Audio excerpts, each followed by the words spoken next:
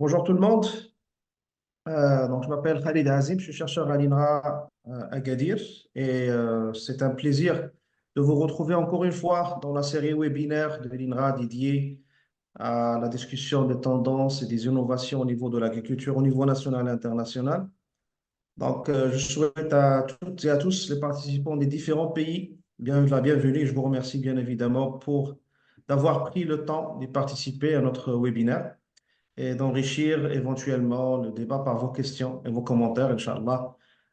J'espère bien qu'on aura la possibilité de discuter des avancées sur les parcours avec notre expert et Dr Hamid Mhio.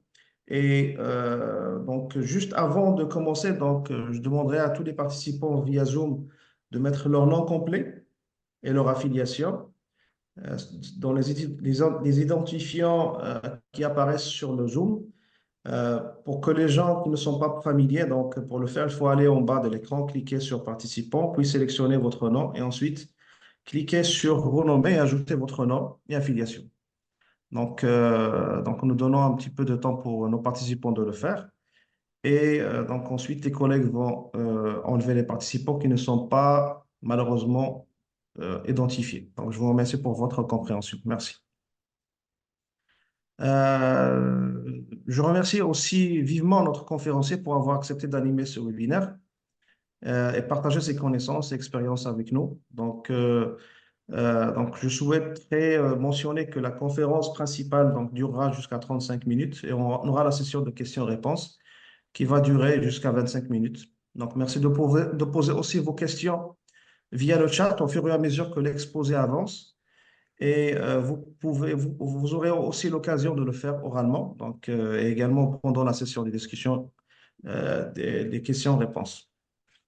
J'aurai aussi le plaisir d'introduire notre conférencier à la thématique de ce webinaire. On aura la possibilité d'avoir une présentation sur les nouvelles approches de surveillance des terres et des parcours au Maroc. Notre collègue Dr Hamid Mkhio, c'est un titulaire, c'est un chef de centre à centre de Oujda. Il est titulaire d'un doctorat en sciences de l'Université de Liège, en Belgique, et un diplôme d'ingénieur d'État en agronomie de l'IAV. Il a une expérience de 25 ans dans le domaine de la géomatique appliquée à l'agriculture en général et aux terres parcours en particulier. Donc, il mène des activités de recherche sur le changement climatique, la prévision des sécheresses et le suivi de la désertification. La prévision des productions de terres de parcours. Il est auteur et co-auteur de nombreuses publications et de communications et il est aussi lauréat du Grand Prix Hassan II pour l'innovation agricole en 2023. Je donne la parole à notre collègue Dr Hamid pour commencer sa présentation. Merci. Euh, Merci, docteur Azim, pour cette présentation. Donc, c'est un plaisir pour moi pour partager les modestes connaissances qu'on a acquis au niveau de l'INRA avec les collègues, etc. Et qu'on les a publiées dans un ouvrage en 2023 qui a été intitulé Nouvelles approches de surveillance des terres de parcours au Maroc. Donc, les mots-clés de la présentation, c'est la surveillance, c'est les terres de parcours, mais aussi c'est au niveau de Maroc. Et c'est des approches qu'on a essayé de les développer depuis les années 2000 et voir un peu introduire ces technologies. Donc, ma présentation, pardon.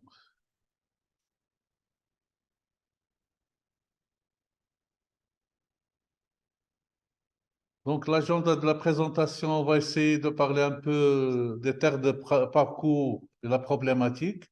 La surveillance des terres de parcours dans une autre partie. Donc ça, j'ai essayé de synthétiser un peu l'ouvrage, mais pas en détail. On va parler un peu de la géomatique, donc pour le suivi de ces terres, mais aussi les limites ou la particularité de l'utilisation de la géomatique et surtout la détection spatiale au niveau de ces zones. On va essayer de caractériser les espaces pastoraux marocains et comment on les a caractérisés selon les données disponibles. Tout ce qui est climat et changement climatique. comment on peut surveiller les terres de parcours marocains en utilisant la géométrique, comment on peut prévoir la sécheresse par les indices climatiques et les indices de végétation, comment on peut faire la prévision de la production ou la prédiction de la production fourragère. Et là, je vais détailler un peu la même chose pour la sécheresse. Et à la fin, je vais essayer de parler comment on peut monter un système de veille au niveau des terres de parcours pour euh, qu'il soit un outil d'aide à la décision pour les décideurs, etc. Donc, les terres de parcours, les gens qui connaissent pas les terres de parcours, je vais au Maroc, je vais définir. Donc, c'est des terres où vous avez une végétation naturelle ou semi-naturelle, vous avez des arbustes, des steppes, etc. Mais elle est utilisée essentiellement pour la production animale, euh, et l'élevage. Mais ce qui est important, j'ai mis en rouge, c'est le climat et le sol de ces terres, il n'est pas favorable à l'agriculture. Donc, c'est des terres de parcours surtout pour l'élevage. Donc, on ne peut pas les cultiver. Euh, Au Maroc, il faut retenir les 4 chiffres que vous voyez en rouge. Donc, vous avez la carte à droite des terres de parcours au niveau de tout le Maroc. On a à peu près 53 millions d'hectares de terres de parcours hors forêt. Si on ajoute la forêt, on passera à 62 millions d'hectares. Plus que 4000 espèces et sous-espèces qui sont disponibles dans ces zones. Vous avez un cheptel ovin qui dépasse les 20 millions. Et à la fin, un chiffre très important, à peu près 1,8 milliard de dollars de fourrage qui est produit en année normale. Donc ça c'est très important en termes de fourrage et disponibilité de fourragère. Et on le voit actuellement, le manque de fourrage vu les sécheresses, etc.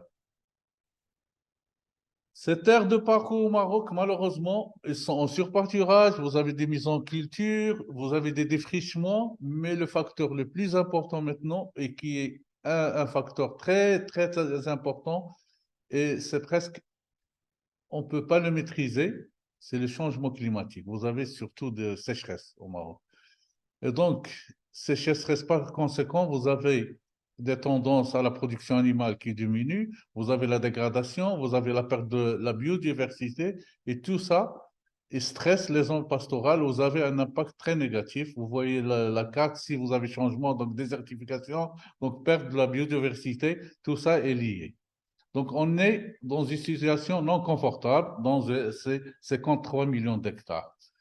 Et donc, j'ai mis cette photo pour vous montrer, par exemple, en 2009, vous voyez l'état, on avait un peu de végétation, il y avait de la pluie, mais à partir de 2009 jusqu'à 2023, vous voyez l'ensablement, etc. Donc, une tendance vers la désertification, une réduction du cheptel vu le manque de l'offre fourragée, et donc, ça a des répercussions sur les viandes rouges, etc.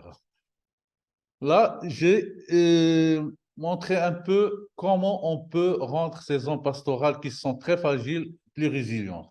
Et là, j'ai mis 7 points. Donc, soit notre point qu'on va discuter aujourd'hui, c'est la surveillance, l'alerte précoce, etc. Il faut une restauration, réhabilitation des parcours, améliorer la gestion de ces terres de parcours, préserver la biodiversité par la collecte des semences pastorales, etc. Repenser la mobilité des cheptels, mais aussi repenser une assurance bétail pour la population et aussi pour soulager ces parcours, il faut diversifier le revenu. Je passe à mon thème qui est le premier point que j'ai montré tout à l'heure pour comment rendre le parcours plus résilient, c'est la surveillance des terres de parcours. Pourquoi il faut surveiller ces terres de parcours? Est-ce que c'est intéressant? Bien sûr, c'est intéressant parce que c'est une aide précieuse pour les actions de gestion et de réhabilitation des terres de parcours. Elle peut nous aider pour définir des stratégies d'aménagement très importantes. Les méthodes conventionnelles de surveillance dans les années dépassées sont pas adapté à l'échelle de changement qu'on le voit. La mise à jour, c'est des opérations lourdes, etc.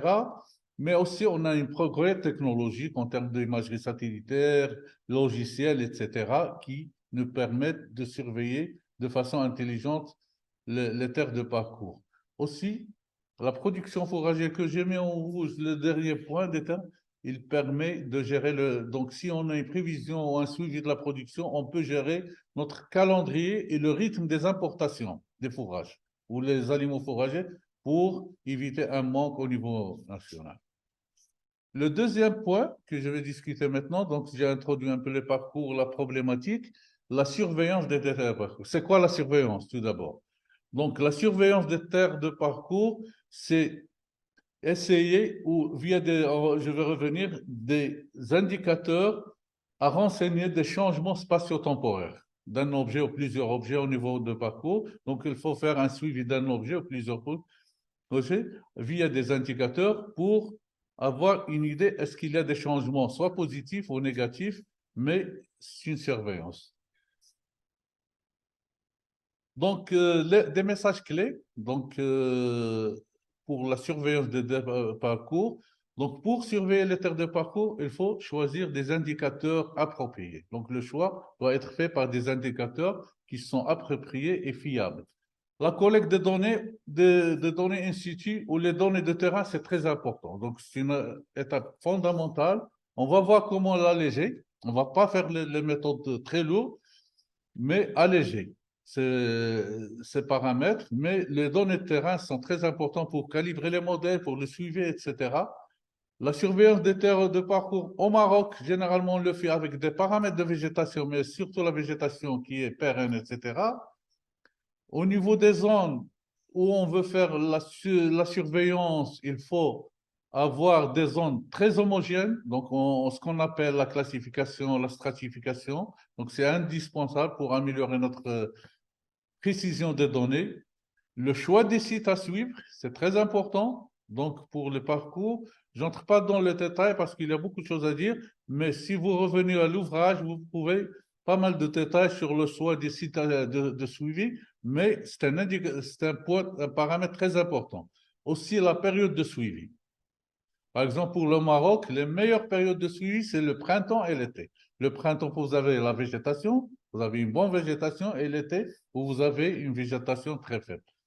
La fréquence de suivi, combien d'années on revient à le même site. Donc, généralement, ça dépend du site, mais entre 3 à 5 ans. Si vous avez un site où vous avez beaucoup de perturbations, il faut revenir chaque 3 ans. Mais si vous avez plus ou moins stable, revenir chaque 5 ans.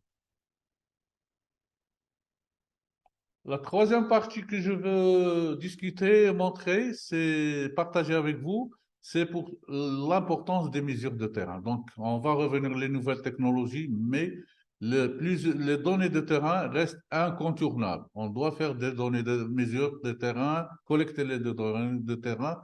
Il y a plusieurs méthodes de collecte de données de terrain qui sont utilisées et qui doivent être utilisées pour le suivi de parcours, mais le choix des meilleurs paramètres à mesurer et des techniques de mesure est très important pour avoir des données fiables, mais aussi les données, tout dépend des ressources disponibles. On doit alléger, mais avec des données fiables. Donc, des messages clés qui sont importants pour le Maroc en termes de suivi. Donc, les paramètres à suivre généralement sont liés à la végétation, mais surtout à la végétation pérenne, soit la composition floristique, ce qu'on a comme espèce, la production, le recouvrement, la densité ou la fréquence, ça c'est très important. On peut aussi voir la vigueur des plantes, la qualité de l'habitat, le type de sol, est-ce qu'il y a l'érosion, l'intensité de pâturage, le défrichement, c'est des observations qu'il faut les faire et les collecter, ça c'est important. Aussi les données climatiques, les modes d'utilisation de cette terre, les activités à usage multiple, etc. Le dernier point qui est très important parmi les technologies à introduire, c'est les photographies. Je vais revenir sur les photographies tout à l'heure, sont très importants. Donc, chaque observation mesure, elle doit être archivée en photo. Là, j'ai mis des photos, le même site, en 2009, 2010, 2015 et 2019. Et vous voyez un peu le changement avec d'autres données. Donc, ça nous aide dans l'interprétation de données de suivi.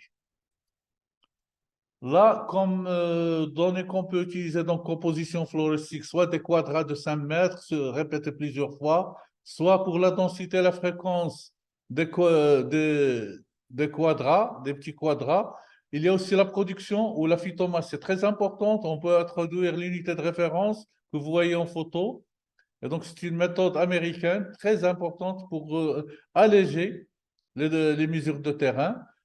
Le recouvrement aérien, et j'ai dit tout à l'heure, la photo est très importante. Maintenant, généralement, on fait le recouvrement, l'estimation du recouvrement visuellement. Maintenant, il y a des logiciels qu'on peut utiliser. Là, j'ai donné deux exemples. Un logiciel Access et un logiciel VEGMesure. VEGMesure a été développé par les Américains. Access avec un collègue tunisien. Access, c'est plutôt canadien. Et donc, vous voyez là, pour Access, donc à droite, image origine, et à gauche, on traite l'image et on peut avoir un recouvrement plus précis. Alors, j'ai parlé un peu dans le terrain, l'importance dans le terrain. Maintenant, je passerai à la géomatique, qui est un ensemble d'outils, des méthodes de traitement, et c'est comment je dis, c'est la base ou la nouvelle technologie qui est utile pour le suivi des parcours. Donc, c'est des outils, des méthodes de données géographiques. Maintenant, actuellement, on trouve pas mal de satellites, pas mal de logiciels, des plateformes. Donc, on a essayé durant les 20 années de créer des systèmes de base de données, etc.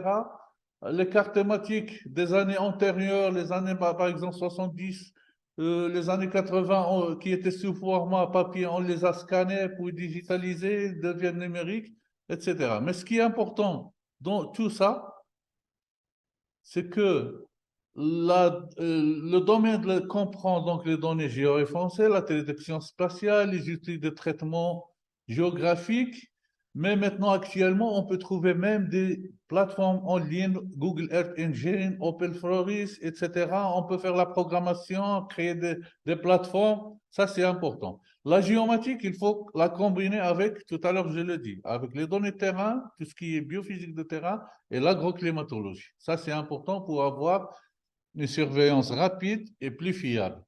Donc, on trouve plusieurs, dans la littérature, plusieurs méthodes qui utilisent la télédétection, soit pour la surveillance de la dégradation, la sécheresse, l'ensablement.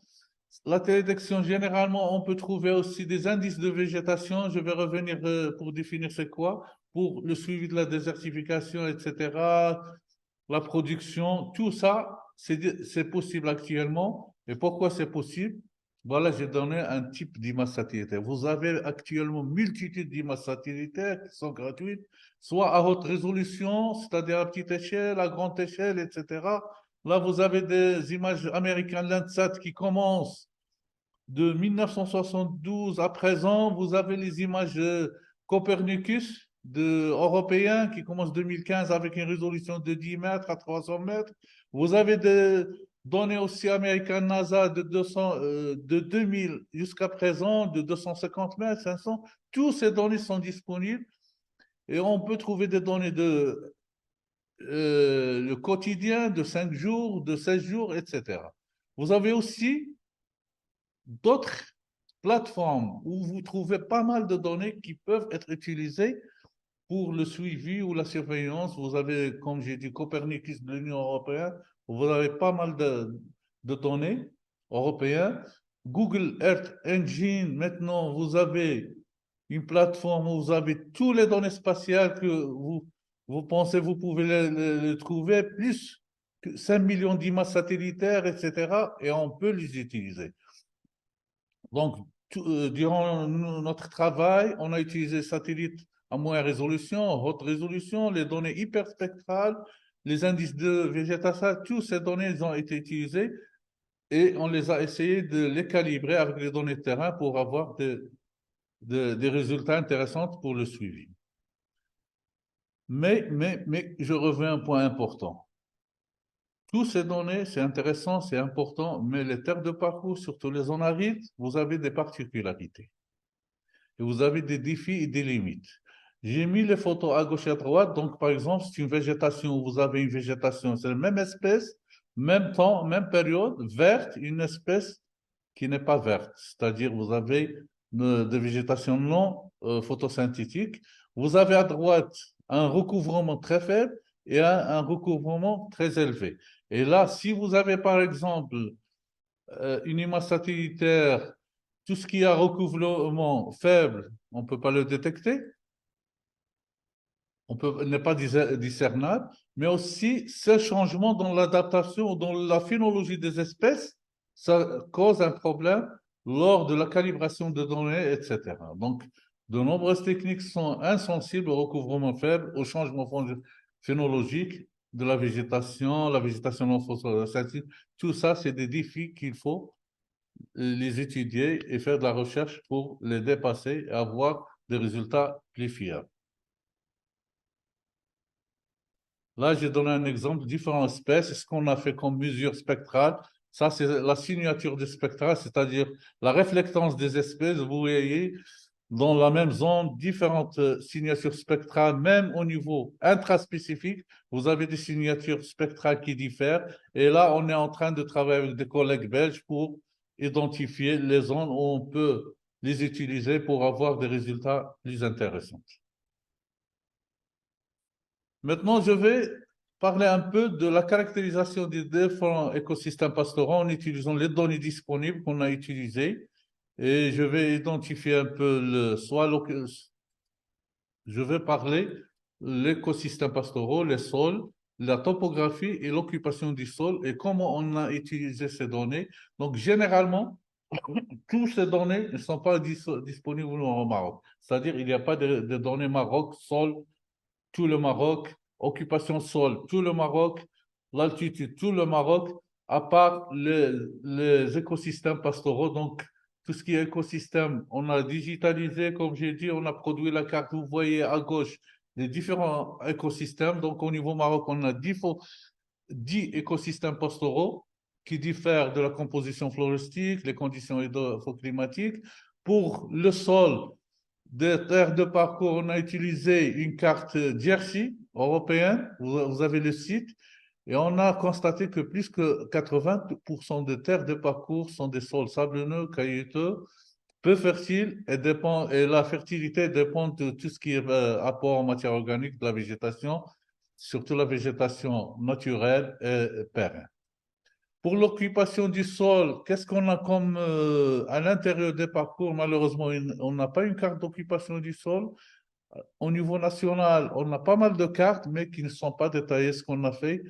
Donc, on a utilisé la carte qui est Global Land Cover 2000, qui était plus fiable. Il y a d'autres cartes qui sont sorties après, mais cette carte, on voit qu'elle est plus intéressante. Et on a fait un peu de la littérature, de la bibliographie pour voir au niveau de chaque zone, qu'est-ce qui se passe au chaque écosystème. Pour l'altitude, donc, on a utilisé le SRTM 90 mètres, les collègues pour voir un peu, on a essayé de voir dans différentes altitudes quelle végétation on a, etc. Donc là, vous avez quelques photos sur les différents écosystèmes pastoraux pour voir un peu comment sont les terres de parcours marocaines. Alors, la partie 7, climat et changement climatique, écosystèmes pastoraux, des écosystèmes pastoraux au Maroc.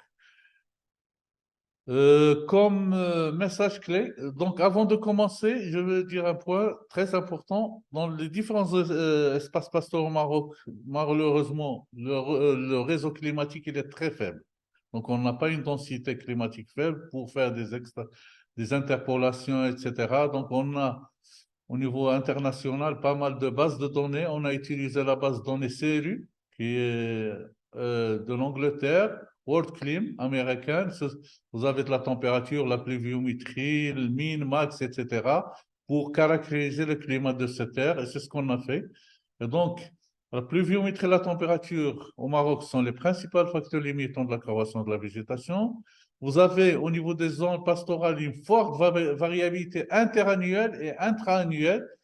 Et la classification des terres de parcours au Maroc climatique nous a montré que la plupart des terres, vous voyez à droite le zonage, sont des terres de parcours arides. En termes de changement climatique, donc, vous avez les données GIEC 2021 qui montrent un peu et parlent un peu des zones pastorales. Vous avez aussi un modèle qui a été développé par les Australiens et les Américains qu'on appelle Geringe à droite pour les scénarios futurs de la production fourragère. Donc, vous aurez une augmentation de la température, c'est très connu, de 2 à 3 degrés, une réduction de la pluviométrie qui peut dépasser les 20%. Vous avez des événements extrêmes, sécheresse, température, des pluies intenses, mais surtout dans les zones pastorales, c'est la sécheresse prolongée. En termes de projection future, avec ces changements climatiques, on peut atteindre une réduction qui peut atteindre les 54% entre 2000 et 2050 avec une forte variabilité intra- et interannuelle. Euh, En termes de la partie 8, que je veux parler un peu, la surveillance de la dégradation. C'est très important la dégradation. Généralement, on l'a défini au niveau Maroc par la réduction de la destruction du potentiel biologique qui comprend la réduction de la productivité, le changement dans la composition floristique, surtout l'apparition des espèces indésirables, mais aussi on peut avoir des sols nus, les dunes de sable, etc. Ce qui engendre une perte de la diversité biologique. Là, je vais donner deux exemples, comment on fait le suivi, d'accord? Donc, je passe cette partie, donc je vais donner deux exemples. Un exemple simple pour le suivi, comment on fait le suivi dans une zone avec des images satellitaires et un système expert. Et pourquoi on a fait le système expert? D'accord? Mais surtout, ces données sont basées sur la télédétection. Voilà un exemple.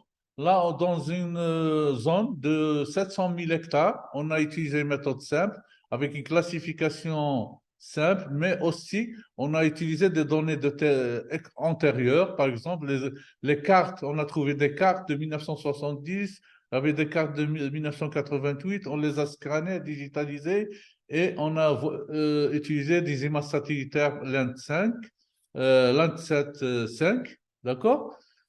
Donc, tout un travail, un calcul pour sortir avec ces cartes, avec bien sûr des statistiques, etc. Donc, pour simplifier, depuis 1970, par exemple, de 2013, vous voyez tout ce qui est rouge, c'est la dégradation, tout ce qui est vert, c'est de la végétation, de la bonne végétation, donc sans entrer de détails. Cette méthode, elle est simple, ils ont bien maîtrisé. Mais si on élargit la zone, on a une zone plus large, vous avez une hétérogénéité de climat, d'espèces, etc., on doit passer à d'autres choses, c'est ce qu'on appelle une classification système expert. Et là, dans ce système expert que vous voyez sur l'organigramme, on utilise des données climatiques pour avoir des cartes bioclimatiques, des images satellitaires, on a utilisé l'INSAT pour l'occupation du sol, on utilise la géologie parce qu'il n'y avait pas de cartes pédologiques. Pourquoi tout ça? Pour avoir une idée sur les étages bioclimatiques des espèces.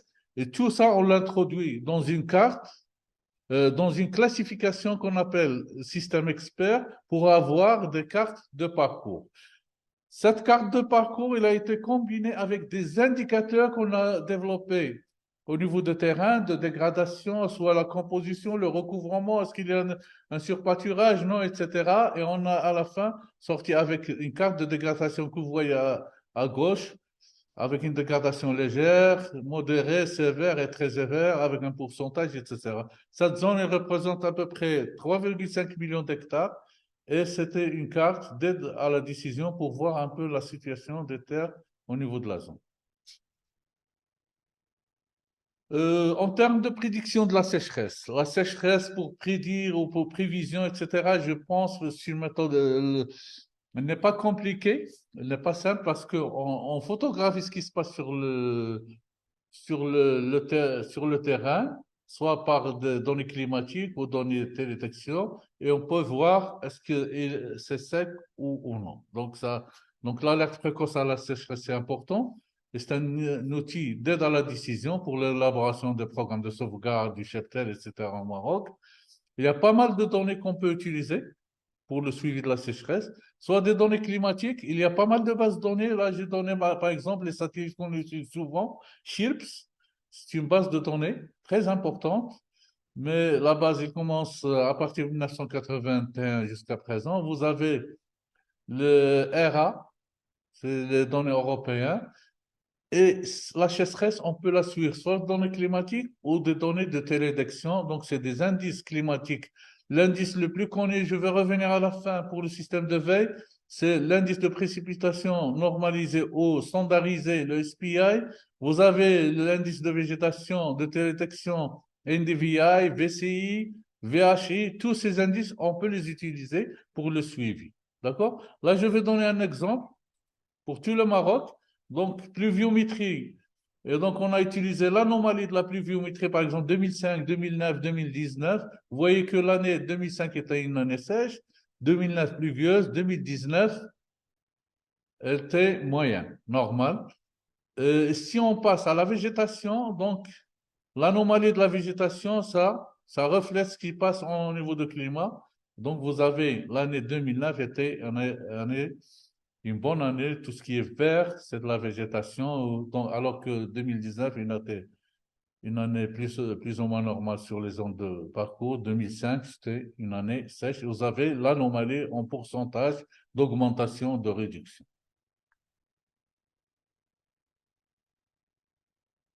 Pour la prédiction de la production fourragère, et ça c'est très important pour prédire la production fourragère, et donc la connaissance ou la production du fourrage disponible, elle est essentielle pour une utilisation durable de ce parcours. Donc là, j'ai fait des graphes. Donc c'est ce qu'on fait, c'est voir un peu corréler ou lier les données de terrain avec les données satellitaires, etc., pour développer des modèles de prédiction. Pardon, des modèles de production. Et donc, les données de terrain sont très importantes.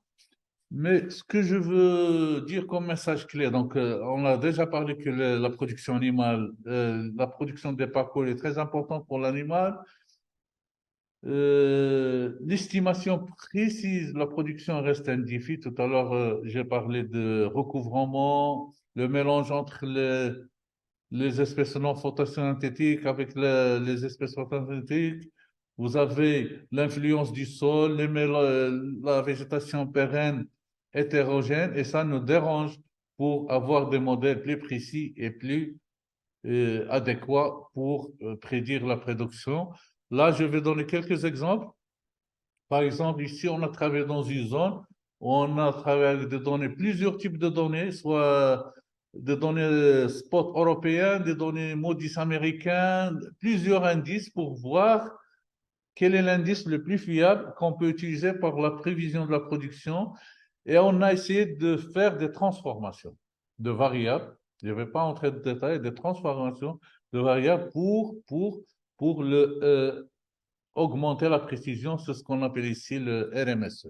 Donc, pour avoir un modèle plus précis. Et donc, ça, c'est un modèle qui a été appliqué à tout le Maroc. Vous voyez 2005, comment ça a été, 2009, en termes de production fourragère, et 2019, je donne ces exemples parce que c'était une année normale, une année sèche et une année pluvieuse. On peut utiliser d'autres indices de végétation et changer des images à haute résolution, mais ça, c'est surtout dans les zones, par exemple, si on a une commune rurale ou une province, etc., pour augmenter la résolution, avoir des détails. Cet exemple, on a essayé de faire une régression multiple, pas à pas, avoir mélangé les différents indices de végétation. Là, c'est des indices qui sont issus des images satellitaires. Le tableau, là, on a à peu près 7 indices. Essayez de voir les indices qui se combinent bien et qui nous donnent la meilleure prévision de la production. Sur des images sentinelles, c'est des images européennes de 10 mètres. Donc, on a essayé avec un modèle développer la carte de production, mais aussi la carte d'unité fourragère ou de production fourragère pour voir un peu la capacité de charge, combien d'animaux peuvent pâturer dans 16 ans. Donc, la dernière partie, c'est le système de veille des terres de parcours. Donc, j'ai montré quelques données. On a pas mal de données, pas mal de modèles qu'on a développés. Tous ces modèles peuvent être utilisés dans un système, ce qu'on appelle système de veille des terres de parcours. On a déjà travaillé sur des systèmes. C'est GMS Maroc qui est dédié aux céréales. On a essayé d'introduire les zones pastorales, vous voyez à droite, pour voir un peu l'évolution. Actuellement, on travaille au niveau de l'INRA en utilisant la plateforme Google Engine sur le suivi, surtout la sécheresse. On peut l'alimenter par d'autres données, mais la conception et la mise en place d'un système de veille des terres de parcours pour aider à la stratégie d'aménagement, à la gestion, est envisageable actuellement au Maroc et c'est incontournable. C'est-à-dire, si on veut prendre les meilleures décisions, les meilleures gestions, etc., meilleure gestion, il faut avoir un système. Le système, comme je le vois, et les collègues le voient, il doit fournir des informations régulières sur l'état des parcours en mettant en évidence les zones hotspots, etc. Et à gauche, vous avez donc le système qui doit avoir, on doit avoir comme données les données météorologiques, les données de télétection, les modèles de simulation qui sont développés, l'occupation du sol, les données de terrain, les données socio-économiques, c'est très important, mais aussi les statistiques et surtout les données statistiques cheptel. Est-ce qu'il y a l'évolution des cheptels? Et ça, on peut le faire au niveau commune rurale, région ou province. Donc, le développement et la mise en place d'un système peut s'inspirer des systèmes qui sont déjà disponibles, CGS Maroc, Google Earth Engine, etc. Là, je vais terminer avec un exemple qu'on a développé, donc, pardon, qu'on appelle Rangeland Draw Monitoring, qu'on a développé au niveau de l'INRA, avec des données, ça c'est surtout pour le suivi de la sécheresse, avec des données qui sont utilisées par l'Organisation mondiale de la météorologie. Donc, vous voyez la plateforme à gauche. Donc, comme données, c'est le masque des terres de parcours. Donc, il faut avoir la zone des terres de parcours. On a utilisé les zones pastorales. Vous voyez donc les 10 zones pastorales. La pluviométrie journalière de Chirps de 1981 jusqu'à actuellement. Vous avez des données de 8 jours de 2000 à présent, de 2000, pardon, de 2000 à présent, donc parce que les données modifiées ont commencé à partir de 2000, et on a calculé les indices de précipitation standardisés et l'indice de végétation standardisé. Donc, ces deux indicateurs, c'est des indicateurs de suivi.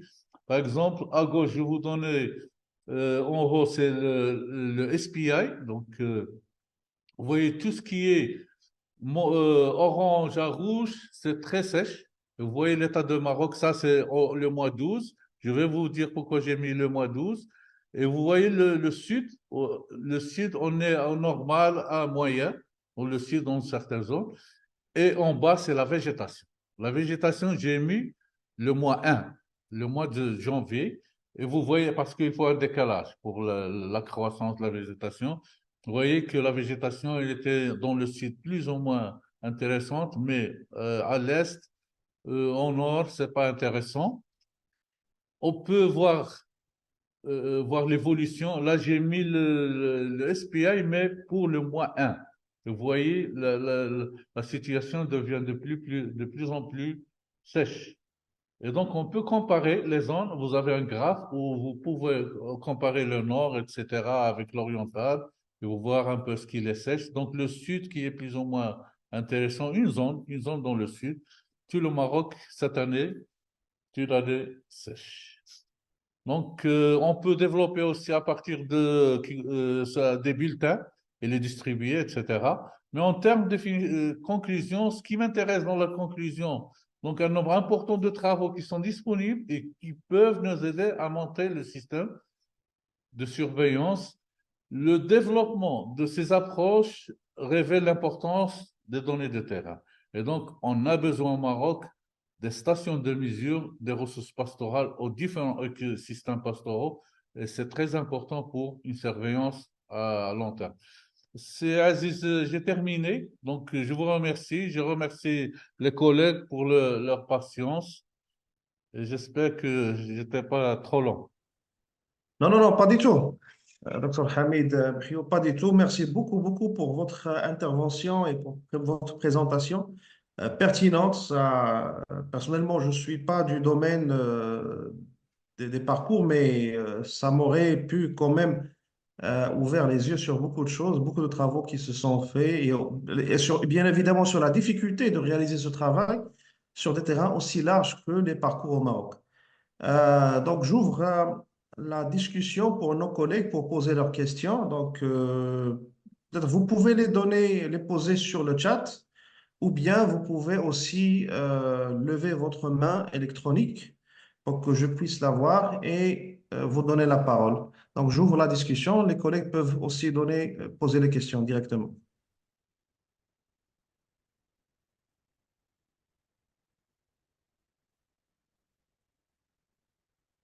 Donc, en attendant, j'ai une petite question, c'est Hamid.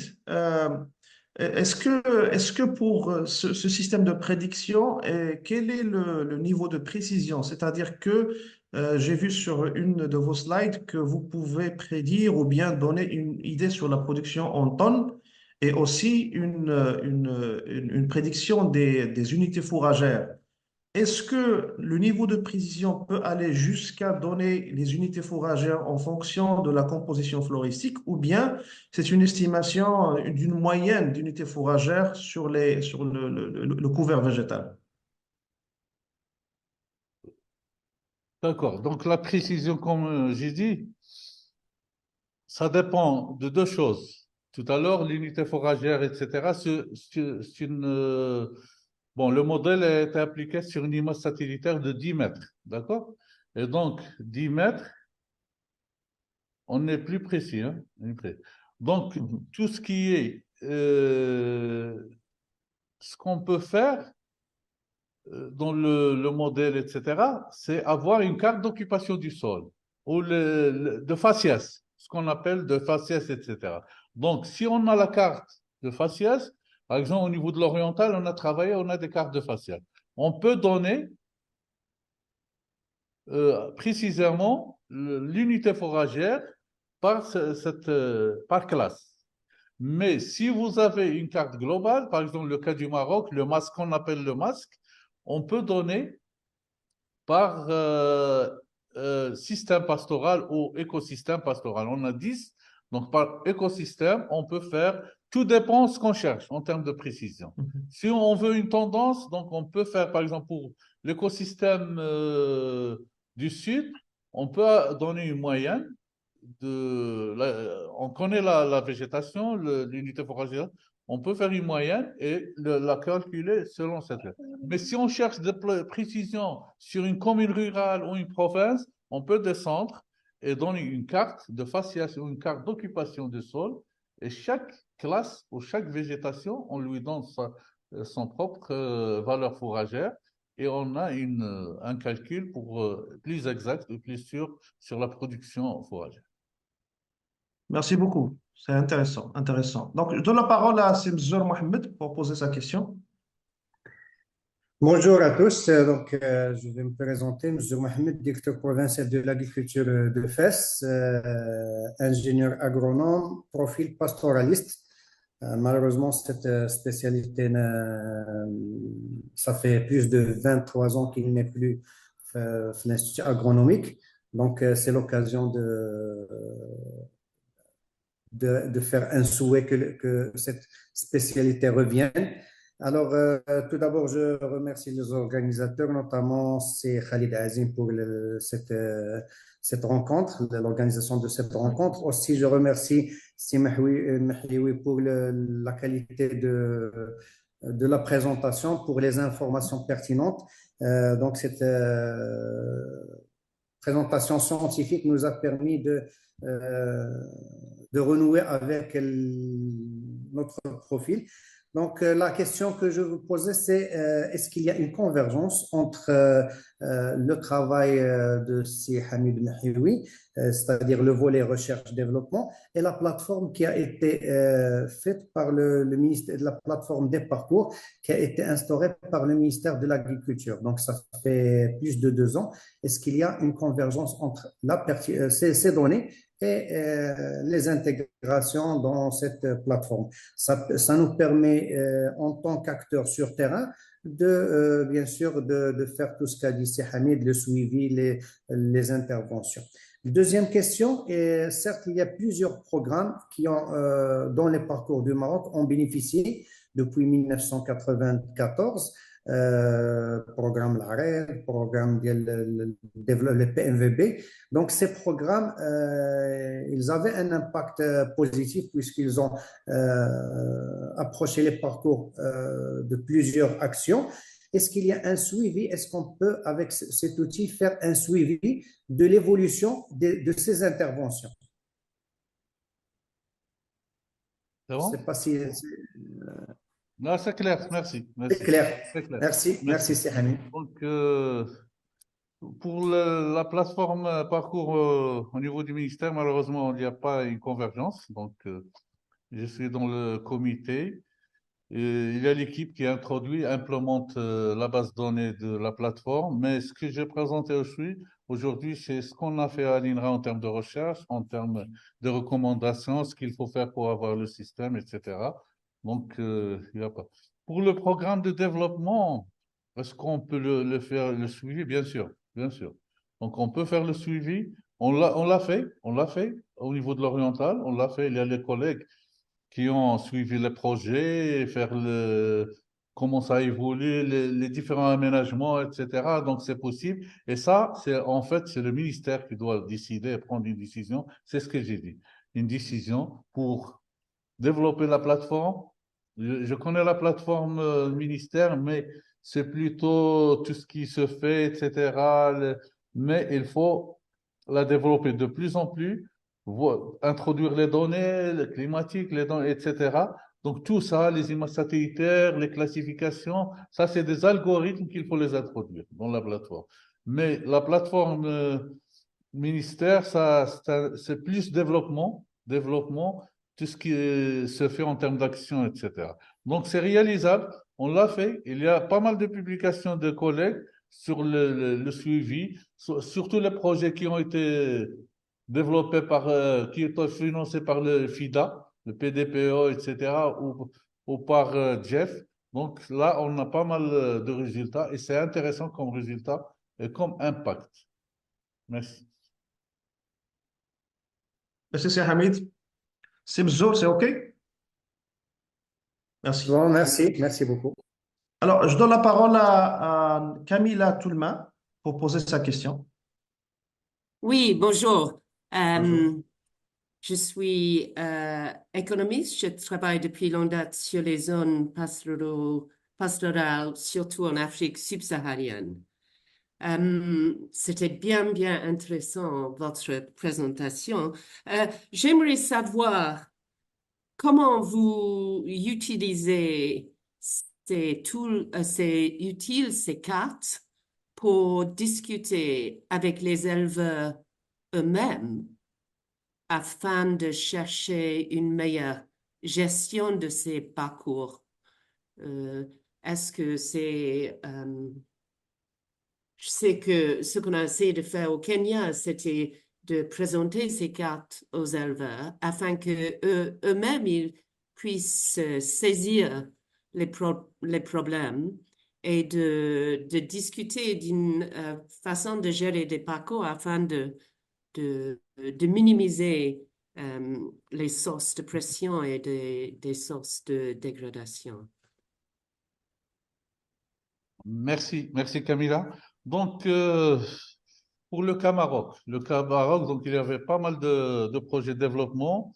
Il y avait la création, ce qu'on appelle des coopératives pastorales. C'est un groupement de personnes la coopérative surtout c'est lié à la tribu, d'accord? Et ces coopératives pastorales, c'est eux qui essaient de gérer les parcours en termes de pâturage, etc. Mais malgré ça, on a toujours le défi de dégradation, désertification. Alors, notre rôle en tant que chercheur, c'est plus la sensibilisation de cette population. Donc, la sensibilisation, on l'a fait de deux façons. Au niveau supérieur, tout ce qui est administration, donc soit des réunions, etc. Mais au niveau de la population, c'est surtout des ateliers ou des séminaires. On invite les gens des coopératives pastorales, on présente nos résultats, on présente pour les sensibiliser, pas plus que ça donc. Et on travaille étroitement pour la collecte des données, etc., avec les pasteurs, etc. Merci. Merci, c'est Hamid. Camilla, it's okay? C'est pas grave. Donc, je passe la parole à Yassine Mouniel. Vous avez la parole pour poser votre question. Oui, merci, Monsieur le Président. Ma question, c'est la suivante. Est-ce qu'il y a des applications pour la détection de la salinité ou non, avec cette nouvelle technologie de la télédétection? Pour la détection de la salinité, ça existe, mais pas chez nous. Donc, nous, on ne travaille pas sur la salinité, mais il y a des méthodes, il y a des applications pour le suivi de la salinité. Mais la salinité des sols ou des sols, vous Oui, parlez oui, des sols. les sols, oui, bien sûr. Je pense qu'il y a pas mal de publications qui ont été faites sur la détection ou la cartographie de la salinité des sols. Mais nous, on ne travaille pas sur ces aspects. Des études au niveau du Maroc ou bien à l'échelle mondiale? Non, je parle de l'échelle internationale. D'accord, merci beaucoup. Juste pour compléter la réponse de notre collègue, effectivement, donc il y a des cartes de salinité du sol par région. Donc il y a des travaux de l'INRA aussi qui ont été réalisés avec le concours de l'OCP pour dresser des cartes de salinité de certaines régions au Maroc. Et je pense que c'est dans le cadre du projet d'OCP Fertilité du sol et des cartes fertilité du sol. Ah, la carte petite. Oui, il y a Voilà. aussi l'indice de carbone, l'azote et tout ça. Oui, donc c'est un partenariat entre l'IAV, l'INRA, l'ENA de Meknès et l'OCP. Dans le cadre de Mouchmir, je pense. Non, non, avant, c'était avant ça, c'était avant ça. Donc, merci, c'est Hamid, merci aussi c'est Yassine pour votre question. Donc, je vais poser une question qui était sur le chat. Donc, c'est une question c'est Sofiane. Donc, comment les technologies émergentes telles que la télédétection et l'intelligence artificielle sont-elles utilisées dans la surveillance des terres et des parcours au Maroc? Je pense que c'est une question générale, mais bon, je pense que c'est Hamid, vous pouvez donner des éclaircissements pour répondre à Oui, cette question. non, bon, pourquoi je l'ai dit, hein. Donc, c'est clair, on peut pas. Maintenant, on est dans les 62 millions d'hectares, c'est très vaste. Et donc, les méthodes conventionnelles pour suivre sortir sur le terrain, sur les 53 ou les 62 millions d'hectares, ça demande beaucoup de temps. La précision, c'est pas précis et ça demande beaucoup de moyens, beaucoup d'argent. Maintenant, vous avez la technologie, vous avez des images gratuites, vous avez l'intelligence artificielle. Pourquoi ne pas utiliser? Mais il faut faire attention, vous avez des limites, etc., qu'il faut les dépasser et les cerner et profiter. Et pourquoi utiliser? Parce que le décideur, il n'a pas besoin de détails, ce que vous voulez. Il a besoin d'une application à côté de son ordinateur, il ouvre l'application, il, il a une situation globale en termes de production. Est-ce qu'on va apporter? Est-ce qu'on a une année sèche? Est-ce que c'est une année normale, bonne, etc. Dans cette commune, qu'est-ce qu'on peut ajouter, etc. Mais tout ça, on ne peut le faire qu'avec les données de géomatique, avec l'intelligence artificielle. Et donc, c'est Hamid, merci. Donc, vous avez aussi répondu à un complément de question posé par la même personne, c'est Sofiane. Donc, elle pose la question sur les résultats de surveillance de terre. Donc, vous avez déjà répondu par la mise en place la mise au point d'un logiciel ou d'un programme pour d'un outil d'aide à la décision pour orienter les politiques sur les conservations et la gestion durable. Aussi, les logiciels et les bases de données, vous avez dit, qui sont gratuites. Il y a beaucoup de données qui sont gratuites et disponibles sur le net. Il y a beaucoup de bases de données. Et peut-être qu'il y a beaucoup de données aussi payantes, mais qui sont, je pense, qui sont liées à la précision et à la résolution. La haute résolution, ça demande de l'argent pour être exploité. Alors, on a notre collègue Sewadé Snaibi qui veut poser une question en direct. Vas-y, Sewadé. Merci, c'est Azim pour la modération. Bonjour tout le monde et merci Dr Mahio pour cette excellente intervention qui retrace un long parcours d'expertise dans le domaine de la surveillance des parcours. Ma question, c'est que je pense une suggestion dans la présentation de Mahio, il y avait une surveillance qui est axée surtout, principalement biophysique, une surveillance à dimension biophysique. Et donc, la suggestion, c'est de coupler cette surveillance, cette veille, avec une veille socio-économique. C'est-à-dire, il faut choisir un certain nombre d'indicateurs qu'il faut suivre parce que c'est des indicateurs, par exemple, de réponse. Par exemple, dans le biophysique, on voit la végétation parce que c'est une réponse des conditions changeantes, à la fois climatiques et édaphiques. Et dans l'humain, on voit un certain nombre d'indicateurs de réponse. Par exemple, je dis, par exemple, les effectifs du cheptel, comment ils ont évolué, le revenu de l'éleveur, comment il évolue, la mobilité, par exemple, des éleveurs, son intensité, sa distance, l'exode rural, par exemple, son intensité. Et donc, ces indicateurs, ils peuvent également être suivis pour avoir une situation des changements, des évolutions de cette ère de parcours. La deuxième chose, c'est que il est souhaitable qu'on définisse un certain nombre de seuils pour les indicateurs, parce que l'outil de surveillance, c'est essentiellement, il a un objectif d'aide à la prise de décision, et donc la prise de décision nécessite parfois l'établissement de seuils d'intervention, par exemple pour la production fourragère, pour l'alerte à la sécheresse, en vue de l'établissement, par exemple, comme a dit Semihio, l'établissement des programmes de sauvegarde des cheptels, etc. Et merci et bonne journée. Merci, Sewadé. Merci, Sewadé. C'est Hamid, vous avez des compléments? Non, bon, tout ce qui est socio-économique, je l'ai dit tout à l'heure, dans le système, il faut avoir les données socio-économiques. C'est très important pour aider à la décision, mais on doit avoir ces données. Et là, je vais ouvrir parenthèse, question de données. Est-ce qu'on a des données au Maroc? Est-ce qu'on a des données sociologiques? Est-ce qu'on a des données sur l'économie, etc. Ça, c'est important. Ça, c'est très important. Si on a ces données, c'est important. Il faut les introduire dans le système. Pour les seuils d'indicateurs, donc tout ce qui est biophysique, on a des seuils. On a développé les seuils, et donc dans l'application tout à l'heure, j'ai montré là où les seuils, là où vous avez sécheresse sévère, sécheresse, etc., et là où il faut intervenir. Merci.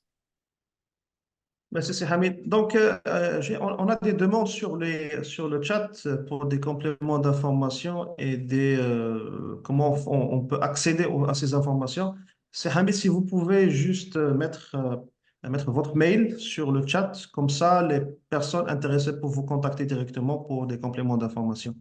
Alors, il y a une question posée par notre collègue Zineb Akreish de l'Université Mohamed V. Merci pour la présentation pertinente. Nous avons eu l'occasion de voir des notions de base en télédétection dans le programme de notre master en biotechnologie, amélioration des plantes, et c'est vraiment intéressant. Merci. Donc, j'ai une question quant au défi de l'application de cette technologie à grande échelle au Maroc. Pardon? Elle se pose la question sur les défis de l'application de cette technologie à grande échelle au Maroc. Je pense que vous avez déjà répondu dans votre réponse précédente, mais c'est juste un rappel parce que bon, c'est l'output de la technologie vers l'utilisation à grande échelle. Je pense qu'on peut l'utiliser à grande échelle, c'est ce qu'on fait. Donc, c'est ça notre objectif, c'est l'utiliser au niveau de tout le Maroc. Tout ce qui est sécheresse, etc., donc on l'utilise au niveau de tout le Maroc. Tout ce qui est production fourragère, on essaie d'extrapoler avec, entre parenthèses, les problèmes pour certaines zones parce qu'on n'a pas les données de terrain, certaines zones, on essaie d'extrapoler, mais avec attention. Mais tout ce qui est, si je vous dis pour l'oriental, donc on a les modèles calibrés, etc. Pour le moyen Atlas, avec les collègues de l'IAV, il y a pas mal de données on a utilisées, etc. Donc c'est calibré. Mais pour tout le Maroc, et je le dis dans la conclusion, les stations de mesure de terrain au niveau de tout le Maroc, au niveau de différents systèmes pastoraux, c'est incontournable et c'est indispensable pour avoir des modèles Maroc calibrés, etc. Merci, c'est Hamid. Donc, on arrive à terme de ce webinaire. Donc, il nous reste, je vais prendre deux questions. Donc, il y a une de Senordin et une dernière question avant de clôturer ce webinaire. Merci. Senordin, à vous la parole. Merci, c'est Khalid. Je suis Mokhtar Inoddin de l'Inde Meknes. Donc, j'ai eu l'occasion de connaître Semhio il y a presque, je dirais, 10 ans, pour ne pas dire plus, dans un cadre de, disons, de travail de doctorat en Belgique. Donc, je sais sur quoi il travaille depuis, disons, 20 ans ou plus. Je sais qu'il est un expert dans le domaine. Donc, je le remercie pour être un peu dans la capacité de mettre à niveau les collègues qui travaillent sur ces aspects de gestion de parcours. C'est très important qu'on puisse avoir ces informations de manière continue pour qu'on puisse partager nos expériences. Donc, j'ai une seule question pour être bref.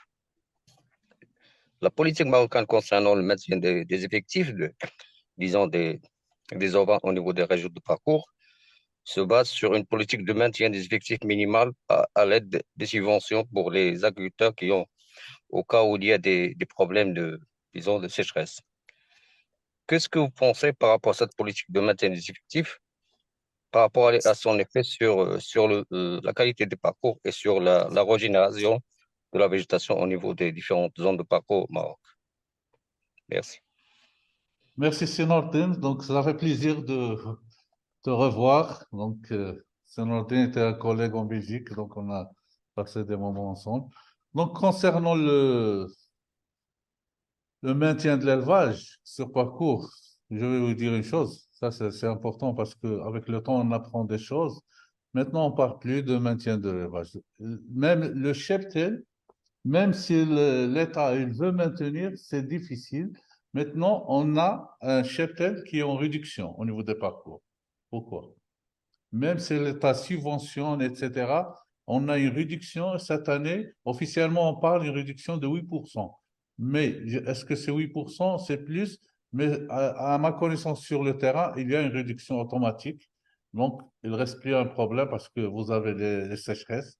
On est en 6e année de sécheresse et donc la plupart des éleveurs, surtout les petits éleveurs, etc., ils ont quitté l'élevage et ça, maintenant, on doit repenser et voir comment maintenir ce cheptel euh, pour que soit le prix de la viande soit réduit, etc. Mais malheureusement, le cheptel, il est en pleine réduction, en diminution. C'est ce que je peux te dire actuellement. Merci, c'est Hamid. Donc, il y a une autre question à Il y a poser par... quelqu'un qui parle, Oui, Belkadi. Belkadi, Nordin. Oui. Oui, bonjour tout le monde. Merci, c'est Hamid, pour votre intervention très, très enrichissante. Moi, je suis ingénieur agronome de l'Académie internationale des technologies d'agriculture et d'innovation. Alors, j'ai deux questions. Déjà par rapport à la sécheresse et par rapport à l'assurance qu'accorde le ministère de l'Agriculture pour indemniser les gens, disons, pour les effets de la sécheresse. Alors, est-ce que ces technologies peuvent être appliquées pour essayer d'estimer, disons, les productions, surtout au niveau ça touche les céréales en particulier. Alors, ma deuxième question, est-ce que vous, au niveau de l'INRA, est-ce que vous travaillez ensemble avec le ministère de l'Agriculture dans le cadre du pôle digital de l'agriculture, de la forêt et l'observatoire de la sécheresse? parce que toutes ces technologies peuvent être très intéressantes pour le ministère, pour essayer de préparer des scénarios, etc., des scénarios pour, disons, instaurer des mesures de lutte contre la sécheresse. Merci. Merci, c'est Nordine. Donc, pour la première question, pour l'assurance, et c'est l'assurance agricole, donc c'est pas l'assurance pastorale. Malheureusement, les outils qu'on a développés, surtout pour les zones pastorales, donc l'assurance agricole, en fait, c'est un problème pour les zones pastorales. C'est pas une solution. Parce que c'est parmi les facteurs de dégradation, c'est l'assurance agricole. Je vais m'expliquer. Je vais m'expliquer. Donc, les zones pastorales, je l'ai dit dans la définition au début, c'est des zones défavorables à l'agriculture. Mais actuellement, au niveau des zones pastorales, on trouve des gens qui cultivent ou qui travaillent le sol, etc., pour les céréales. Et donc, si on élimine la végétation pérenne avec, c'est ce qu'on appelle la mise en culture. Et donc, la mise en culture, c'est ça, dans les zones pastorales. Donc, on défriche avec un tracteur et un semoir et un cover crop. C'est des milliers d'hectares et c'est des zones qui ne sont pas favorables à l'agriculture et on demande l'assurance. Maintenant, l'État devient de plus en plus exigeant. Et donc, ça, c'est une assurance qui détruit en fait les parcours, mais pas améliore le. Tout à l'heure, j'ai parlé en fait de l'assurance pastorale ou indicielle, ce qu'on appelle l'assurance bétail indicielle. On la trouve dans l'Afrique du Sud, en Afrique du Sud, au Kenya, etc. Et ça, c'est ce qui est important en termes, si on cherche la résilience de ces terres, à réfléchir comment faire une assurance bétail. Donc, en année de sécheresse, c'est un travail à faire. Et là, c'est les économistes, les socio-économistes, donner des solutions aux banques, comment on peut assurer les gens qui ont de l'assurance. Pour le pôle digital, etc., donc l'INRA, il fait partie du pôle digital du ministère de l'Agriculture. D'accord? Donc, on est avec eux, on travaille avec eux. Merci, c'est Hamid. Je pense qu'on est arrivé à terme de ce webinaire et il n'y a plus de questions. Par contre, je vais abuser de mon droit de modérateur et pour vous poser la dernière question.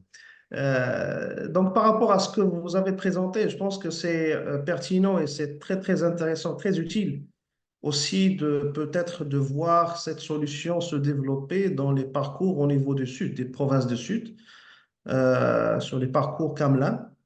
Et vous savez déjà que peut-être il y a une loi de parcours, de gestion des parcours, si je me rappelle bien, c'est 113-13, et qui gère un petit peu la relation entre les éleveurs et les parcours des eaux et forêts.